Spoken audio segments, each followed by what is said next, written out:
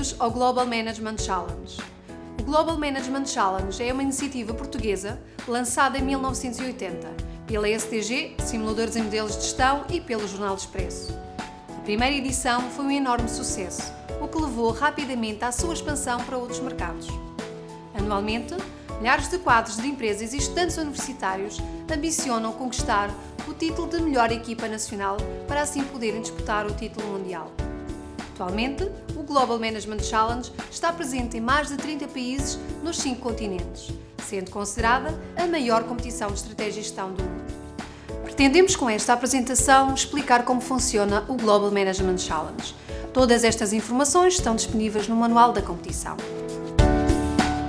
Cada equipa, de 3 a 5 elementos, irá assumir um conselho de administração onde vai gerir uma empresa durante um determinado período.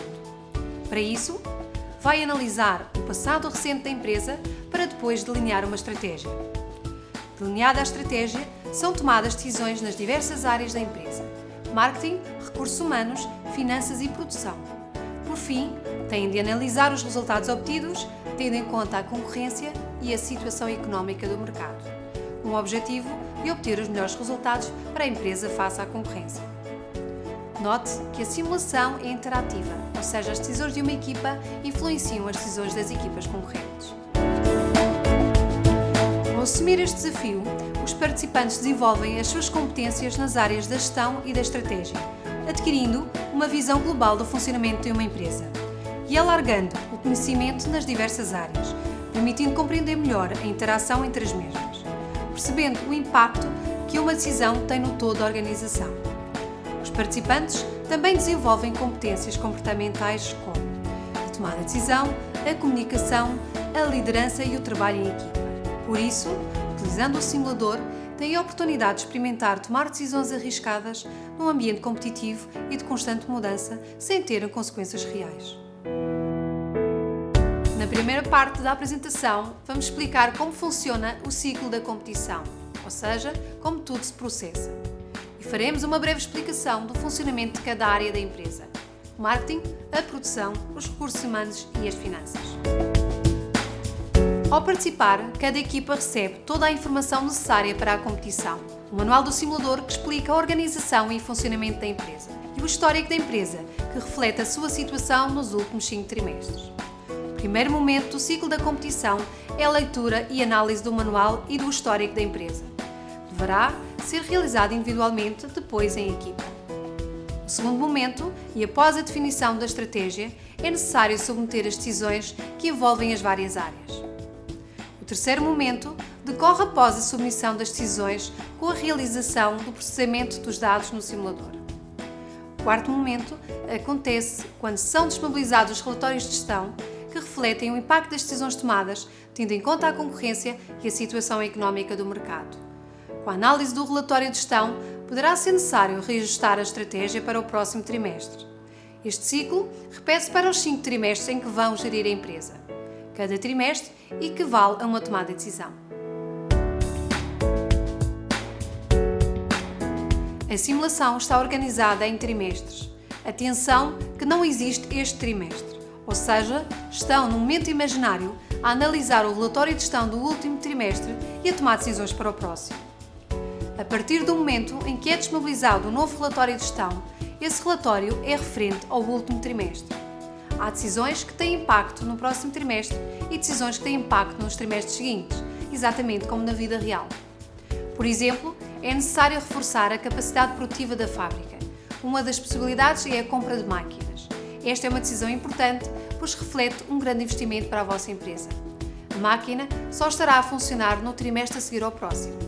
Já a venda de uma máquina é imediatamente efetuada. O manual explica todos estes procedimentos. É muito importante a definição da estratégia.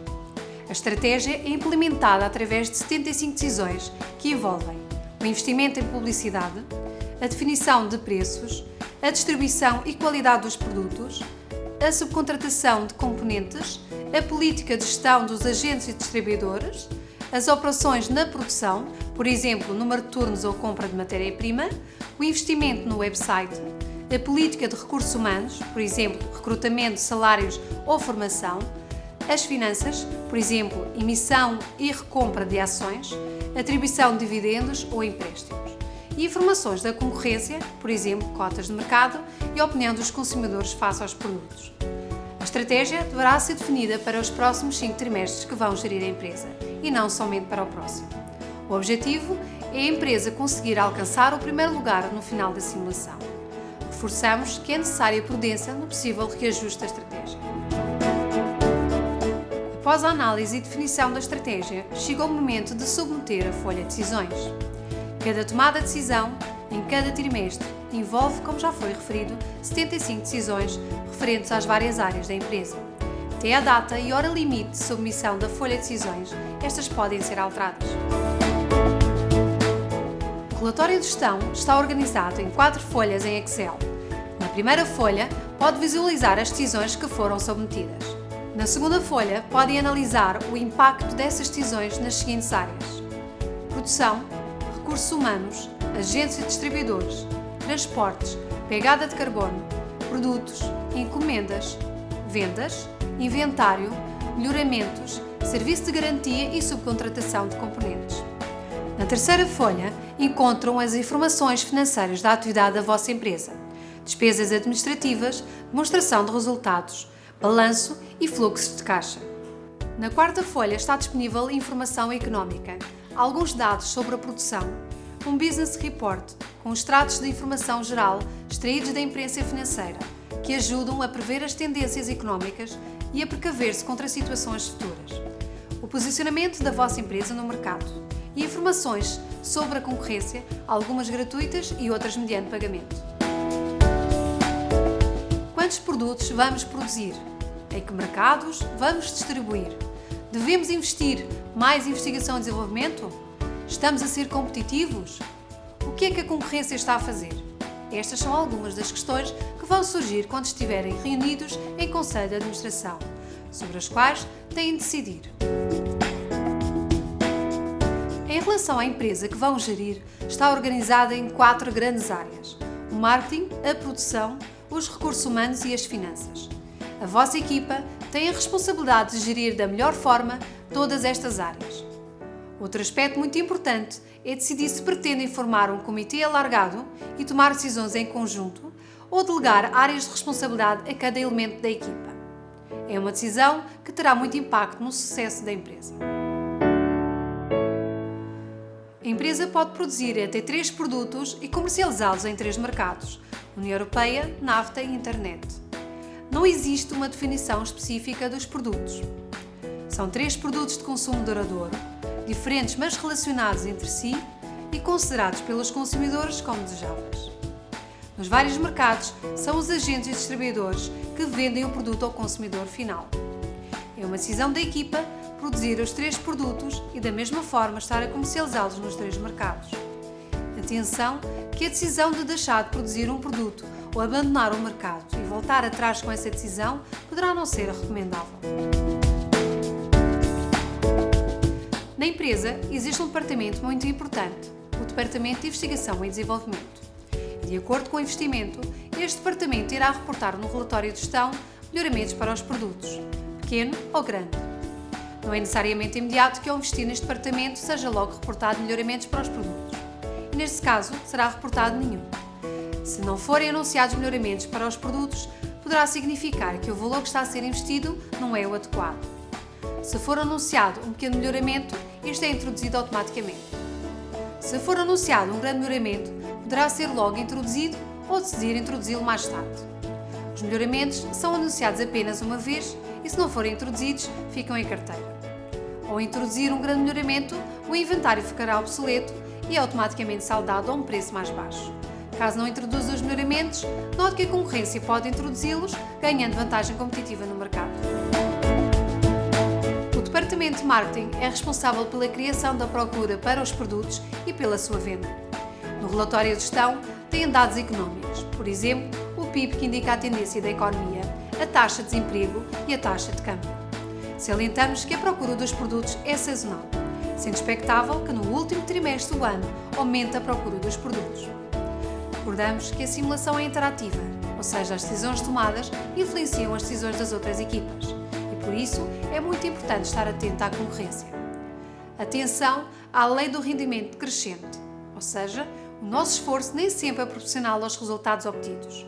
Exemplificando, o aumento do investimento em publicidade a partir de um determinado ponto já não trará mais benefícios.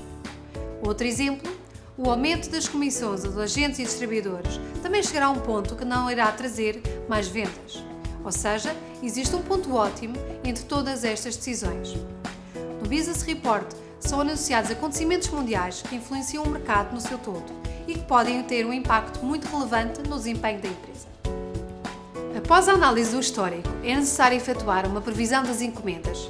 De acordo com essa previsão nos vários mercados, é necessário decidir o número de agentes e distribuidores, as comissões e o apoio financeiro. No mercado da internet, é necessário também decidir sobre o desenvolvimento do website, tornando-o mais atrativo e funcional, e o número de portas de acesso, que determina a capacidade do sistema, permitindo um maior ou menor tráfego de utilizadores no website. É necessário também determinar o investimento em publicidade institucional para promover a imagem da empresa e publicidade aos diferentes produtos nos diversos mercados. O Departamento de Produção é responsável pela produção e distribuição dos produtos do modo mais eficiente e económico possível. O processo fabril divide-se em duas grandes áreas, a maquinação e a montagem. A maquinação consiste no fabrico dos componentes, processo feito por operários não especializados e que podem trabalhar até 3 turnos. Estes componentes entram para a linha de montagem, composta por operários especializados, para serem transformados em produtos finais. Estes operários trabalham apenas a um turno e podem fazer horas extra. Existe também a possibilidade de ampliar a fábrica. Atendendo à preservação do ambiente, podem optar pela compra de matéria-prima de qualidade extra. Também existe a possibilidade de ser feita a subcontratação de componentes que são incorporados diretamente na área de montagem. No manual estão disponíveis várias tabelas com dados necessários para a gestão da empresa. Por exemplo, na tabela 5 é facultada mais informação sobre os produtos. O produto 1 utiliza uma unidade de matéria-prima, face ao produto 3, que utiliza 3 unidades de matéria-prima. Assim como os tempos de produção do produto 1 são inferiores ao produto 3. Podemos concluir que o produto 1 é um produto de gama baixa, o produto 2 de gama média e o produto 3 de gama alta. Outro aspecto muito importante é a preservação do ambiente. A empresa, ao optar pela compra de matéria-prima de qualidade extra, está a dar o seu contributo. Pode também minimizar a pegada de carbono primária, que é medida pela utilização de energia no processo fabril, pagando a uma instituição ambiental a plantação de novas árvores. É frequente haver erros nas estimativas de encomendas. O Departamento de Marketing avalia o potencial de mercado, faz as suas previsões e passa esta informação ao Departamento de Produção. Este departamento elabora o seu plano de produção e analisa os recursos e a capacidade produtiva. Os erros nesta previsão originam um de 2 fatores negativos para o melhor desempenho da empresa.